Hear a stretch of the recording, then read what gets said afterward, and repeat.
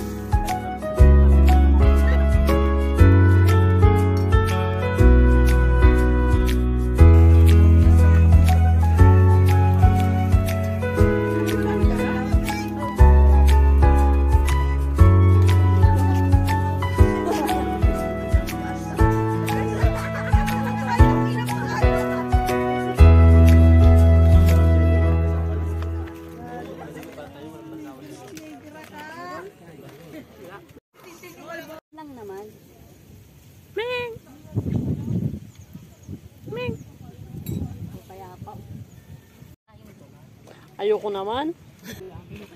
Oo nga. Ikot, tamang ikot-ikot lang naman kami. Oo. Ng ano dyan. Paglubog ng... And yan, may nagbenta sa atin ng wild oyster. Yan yung tawag sa amin sa Bicol is sisi. So ayan, kinuha na natin lahat para makauwi na rin po yung nagbenta. Kasi maaga pa daw siya nag-start. Natapos na siya mga 4 o'clock ng hapon. So hindi na tayo syempre tumawad. Tulong na rin din natin dyan sa tao. Kasi kawawa naman, diba? Ganyan talaga. Huwag na natin galing tawaran pa kasi naghahanap buhay din ng marangal yung mga taong ganito. So, ayan po, in-enjoy na natin ang napakasariwa nating sisi today. Ayan, kalamansi at saka asin lang, goods na po yan. Sobrang sariwa kasi. Tinan mo naman kung gaano siya kataba. Oh, kilaw, no? Mga kami ng gagamitan. Oh, ang dami. Oh, ang dami na rin nasa 40. Pwede na. mo. Oh, grabe din yung tiyaga din nila, oh. Ito nga eh, ano ba to? Sampalok? Hindi, sampalukan lang yan.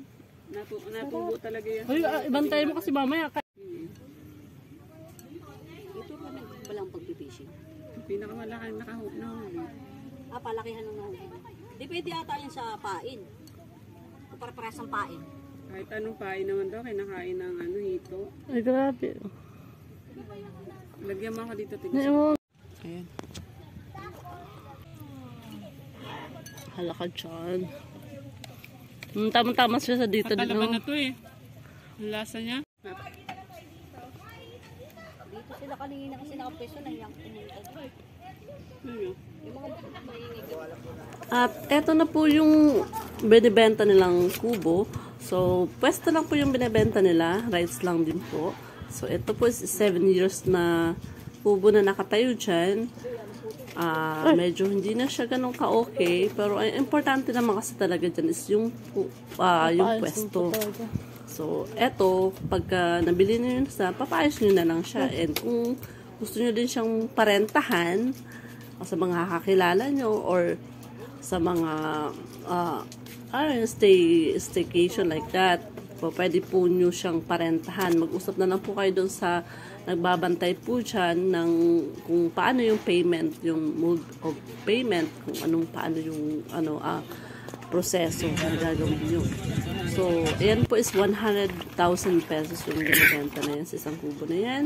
Tapos, meron din tayo doon sa taas ng konti. Meron binibenta pa doon is 130,000 niya. Binibenta, 150,000. Durug-durug.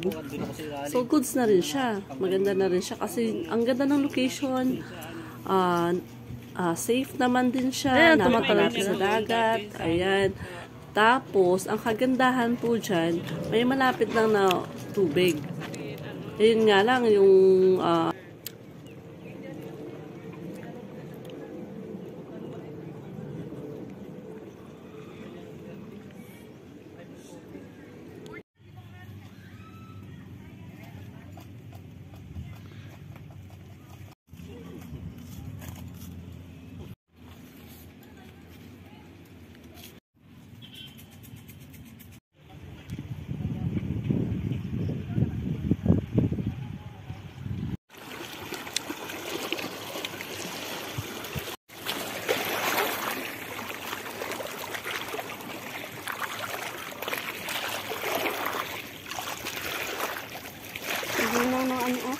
ang linaw. Ang sarap maligo ang lamig.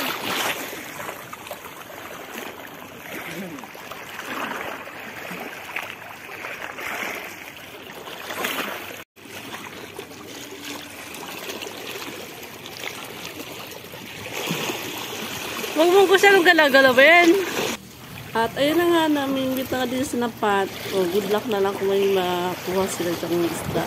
Kasi ang daming tao. Galaw ka ng galaw eh. Siyempre, wala na ako nakita isda dyan na lumalangoy-langoy. Pero malawak yung dagat sa area na yan. Medyo matatalas lang yung mga bato. So mag-iingat naman po tayo kasi ang dami pinakadikit dyan ng mga talaba. So mayroon namang area na po pwede kayong maligo. Medyo malalim lang yung area na to. Kasi tapos marami siyang mga matulis na bato. So ayan, kung gusto nyo po mag-snorkeling, okay, hindi naman siya for snorkeling kasi napakalino ng dagat. Ayan, ito yung nilalaro namin dati.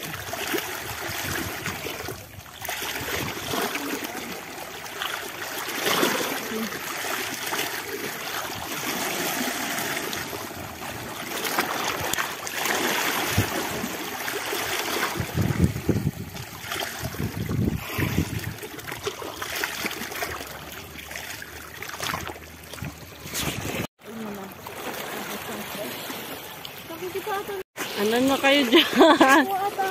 Ano nakuha ka, te? Ano ba nagsabit ka? Tignan mo nga. Ay, nasabit. Sabit lang. Nasabit. Ano na meron eh? Oh? Sumabit ka? Sumabit lang. Sinabit ka? Hindi kanya ate baka mamaya tumasik yan sa uso mo.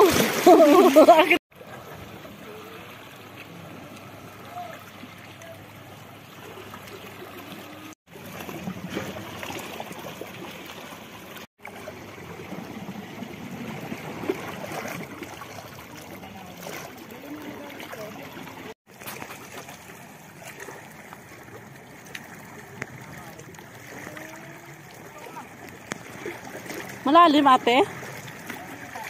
Nakasaka to sa bato? Ah, kaya naman pala. Dive na ni, dive. 1, 2, 3, dive. Dive na, dive. Dive na. Hindi mo, kaya mo yan.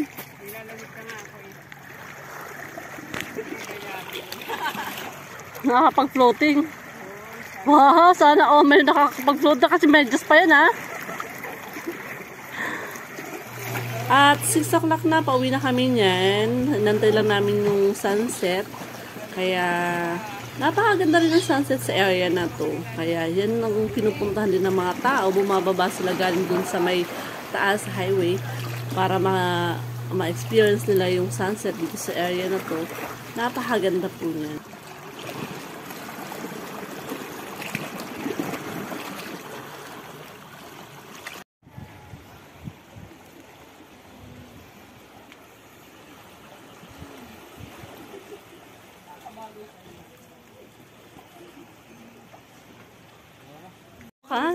And then, meron na nga pala dyang tubig. At malinaw siya, malamig din ano. Ay, makakapagbanlaw din po kayo dyan. Pero, doon sana sa mga naliligo, masyadong malapit doon sa may area kung saan kumukuha kayo ng tubig. Hello, yung katas ng mga sabon nyo, doon din siya pupunta. Kaya sana maging responsable po tayo. Oo. Dapat ganun mga madi. Ang ganda ng sunset.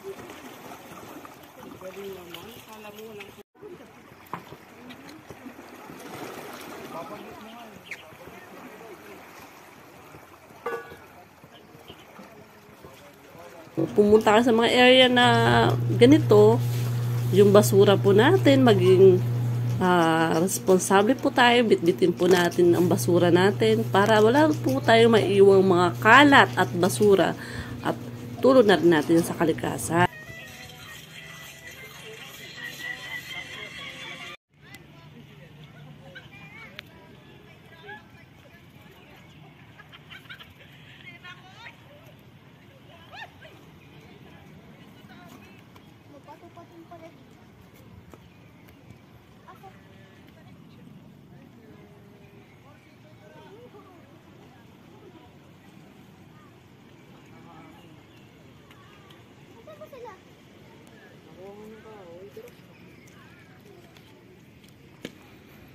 Time. O, bakit nakatulala kayo diya?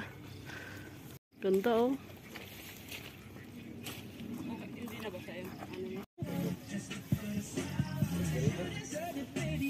Meng.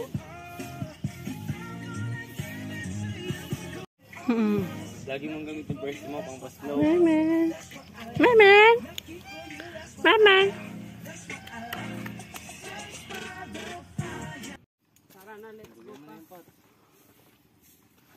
Bye. Pat, dali mo yung pusa. Pusa. Naman ah. Sama ka? May sama kami. Ayan, nabot na nga kami ng gabi dyan. Pauwi na kami. So, ayan lamang Hindi, po. akin na lang yung pat. Akin to pat. Akin na to. Okay, yung galon.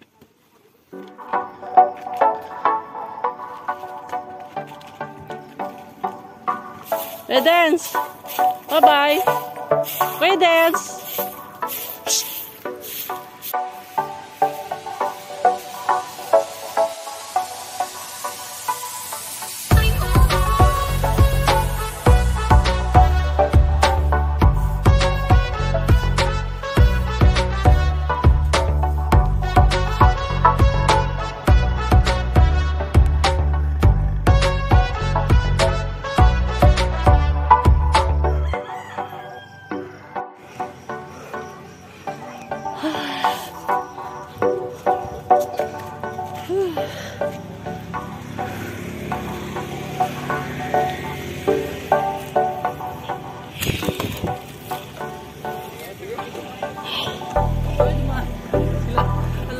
sa kanila. Sino?